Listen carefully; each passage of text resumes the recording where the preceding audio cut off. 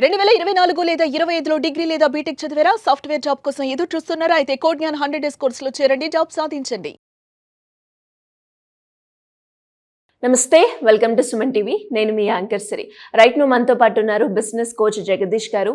And ఈ రోజు ఈ ఎపిసోడ్లో ఆంటర్‌ప్రెన్యూర్‌షిప్ స్కిల్ డెవలప్మెంట్ ప్రోగ్రామ్కి సంబంధించి ఈ 7th ఎపిసోడ్లో మనము బిజినెస్ ప్లానింగ్ ఏ విధంగా చేయాలి అనేది ప్రీవియస్ ఎపిసోడ్లో మాట్లాడుకోవడం జరిగింది.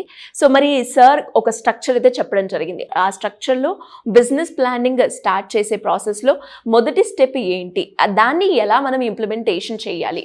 సో ఈ రోజు దాని గురించి మనకి క్లియర్గా ఇన్ఫర్మేషన్ ఇవ్వడానికి జగదీష్ గారు ఉన్నారు. అడిగి తెలుసుకునే ప్రయత్నం చేద్దాం. నమస్కారం సార్. నమస్కారం అమ్మా. సార్, ప్లానింగ్ గురించి బిజినెస్ ఎలా చేయాలి, ఐడియా ఉంటే సరిపోదు, ప్లానింగ్ అనేది చాలా ఇంపార్టెంట్ అని చెప్పారు. కాబట్టి ఆ ప్లానింగ్ లో మొదటి స్టెప్ ఏంటి, దాన్ని ఎలా మనం ఇంప్లిమెంట్ చేయాలి? ఎగ్జిక్యూటివ్ సమ్మరీ అంటాం మనం ఇందాక నేను చాలా బిజినెస్ ప్రణాళికలో ఎన్నో మనం మాట్లాడుకున్నాం కదా. జనరల్గా ఇప్పుడు ఒక కోర్టు జడ్జి తీర్పు ఇచ్చారనుకో, తీర్పు ముందు పాఠం ఉంటుంది, ఒక అబ్స్ట్రాక్ట్ ఉంటుంది అనమాట. సో ఒక 100 పేజీలు కాదు 500 పేజీలు తీర్పిచ్చినా ఎవరైనా చూసేది అంత ఓపిక ఉండదు అందరికీ కూడా. అందరూ ఈవెన్ మనం ఆ కోర్టు ఇంప్లిమెంటేషన్ చేయమని చెప్పి ఒక కలెక్టర్కి పంపించింది అనుకో, పలానా డిగ్రీకి ఇంప్లిమెంట్ చేయమని, ఆ కలెక్టర్ గారు కూడా మొదటి 2 పేజీలు చదువుతారు. ఆ మొదటి 2 పేజీల్లో ఏముంటుంది, పలానా దీనికి ఈ తీర్పు ఇవ్వడం జరుగుతుంది. ఆ మిగతా 500 పేజీలు ఏంటి, అవి ఎలా తీర్పు ఇచ్చారనే, ఎలా అయ్యారనే సిస్టంలోనే. అలాగే ఓ బుక్ చదవాలనుకో, ముందు పీఠిక అని ఉంటుంది కదా, ప్రీఫేస్, సమ్మరీ, ప్రీఫేస్ అని. అంటే ఆ బుక్ గురించి కొంతమంది బుక్ రచయిత రాస్తారు, ఓవర్వ్యూ రాస్తారు. తర్వాత కొంతమంది వేరే వాళ్ళు కూడా దాని మీద అభిప్రాయాలు తెలియజేస్తూ ఉంటారు, మంచి రైటర్స్ వాళ్ళు కూడాను చేస్తూ ఉంటారు. సో ఇవన్నీ ముందు మాట అంటాం. ముందు మాట మనం రచయిత రాస్తారు, వేరే వాళ్ళు కూడా రాస్తారు, వాళ్ళ యొక్క అభిప్రాయాలు రాస్తారనమాట. ఈ ముందు మాటని మనం ఇక్కడ ఈ బిజినెస్ ఎగ్జిక్యూటివ్ సమ్మరీ వచ్చేసేటప్పటికి చాలా ఇంపార్టెంట్ అనమాట. ఇది బ్యాంకర్ కానీ, నేను ఇందాక మనం ఎప్పుడైతే ప్రీఫేస్ గురించి ఎట్లాగైతే మాట్లాడుకున్నామో, జడ్జిమెంట్ గురించి ఎట్లాగైతే మాట్లాడుకున్నామో, చాలామంది బుక్ కవర్ చూసి ఇంట్రెస్ట్ చూపిస్తారు. కొంతమంది ఏమో బుక్ కవర్తో పాటు ప్రీఫేస్ కూడా, పీటికి కూడా చదువుతారు. చదివిన తర్వాత ముందు నెక్స్ట్ వెళ్ళాలా లేదా, చేయాలా వద్దా, ఆ బుక్ చదువుకోవాలా వద్దా తెలుసుకుంటారు.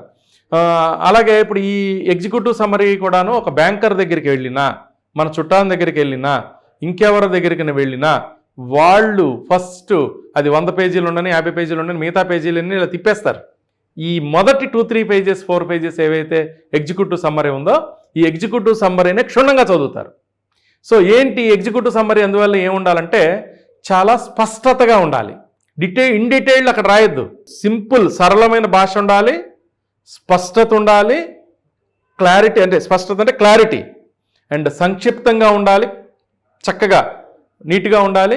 సో దానిలో ఏంటంటే ఆర్థిక ప్రణాళిక గురించి వివరాలు ఉండాలి, తర్వాత ప్రాఫిటబిలిటీ గురించి వివరాలు ఉండాలి, అవైలబిలిటీ ఆఫ్ థింగ్స్ గురించి ఉండాలి, మార్కెట్ రీసెర్చ్ అన్నీ ఉండాలి. అంటే మనం ప్రాజెక్ట్ రిపోర్ట్లు ఏవైతే 10, 11, 12 పాయింట్స్ ఏవైతే ఉంటాయన్నామో, ఆ 10, 12 పాయింట్స్ యొక్క గ్లింప్స్ అక్కడ కనపడాలి.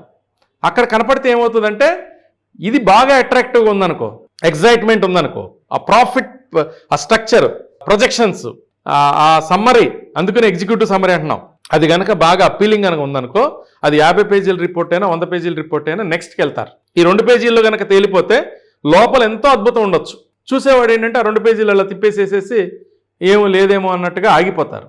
సో చాలా ఒక ప్రాజెక్ట్ రిపోర్ట్లో, ప్రణాళికలో సమ్మరీ, ఎగ్జిక్యూటివ్ సమ్మరీ అనేది చాలా కీలకం. సో నా రిక్వెస్ట్ ఏంటంటే చక్కగా ఎగ్జిక్యూటివ్ సమ్మరీని చక్కగా కనుక చేసుకోగలిగితే చాలా అద్భుతంగా జరుగుతుంది. ఎలా సార్, ఇంకా ఎవరికైనా కూడా దీనికి సంబంధించి మిమ్మల్ని అప్రోచ్ అయ్యి గైడెన్స్ తీసుకోవాలి అంటే ఎలా అప్రోచ్ అవ్వాలి అంటారు? ఇప్పుడు ఈ ఏదైతే స్క్రోలింగ్ అవుతుందమ్మా, దానిలో 11 to 5 o'clock మనకి కనుక ఫోన్ చేయగలిగితే, సో ఫోన్ కాల్ కానీ, ఆన్లైన్ ద్వారా కానీ, లేకపోతే ఆఫ్లైన్లో కలవటానికి కానీ అపాయింట్మెంట్స్ ఇవ్వడం జరుగుతుంది. సో వెరీ నామినల్ ఫీజెస్ ఉంటాయి, చాలా నామినల్ ఫీజెస్, చాలా అంటే చాలా నామినల్గా ఉంటుందన్నమాట. మన మెయిన్ పాయింట్ ఆఫ్ ఏంటంటే సుమన్ టీవీ ఉద్దేశం కానీ, బ్రాండ్ నెక్స్ట్ సొల్యూషన్స్ పరంగా నా ఉద్దేశం కానీ, ఓ మంచి గైడెన్స్ ఇవ్వాలి, కస్టమర్స్కి, అసోసియేట్స్కి ఒక మంచి లాభం చేయాలి, వాళ్ళకు ఎంటర్ప్రీనియర్ ఎస్పెషల్లీ బడ్డింగ్ ఎంటర్ప్రీనియర్స్కి, ఉమెన్ ఎంటర్ప్రీనియర్స్కి లాభం జరగాలనే ఆలోచనతోనే మనం వెళ్తున్నాం. అట్లాగే తొందరలోనే మనవి ఆన్లైన్ సెషన్స్ కూడా మనం స్టార్ట్ చేయబోతున్నాం. అట్లాగే మనం ఆఫ్లైన్ కూడాను ఒక 1 డే 2 డే వర్క్షాప్స్ కూడా ఉంటుంది. సో మన వీడియోస్ రెగ్యులర్గా కనుక చూస్తూ ఉంటే ఆ ఇన్ఫర్మేషన్ కూడాను అతి తొందరలో మనం డిక్లేర్ చేయడం జరుగుతుంది. సో అప్ టు డేట్ ఉండండి, మా దగ్గరికి టచ్లో ఉండండి, చక్కగా మీరు లాభం పొందండి. Thank you sir, thank you so much. Thank you అమ్మా, థ్యాంక్ యూ. సుమన్ టీవీలో మీ పర్సనల్ అండ్ బిజినెస్ ప్రమోషన్స్ కోసం కింది నెంబర్కి కాంటాక్ట్ చేయండి.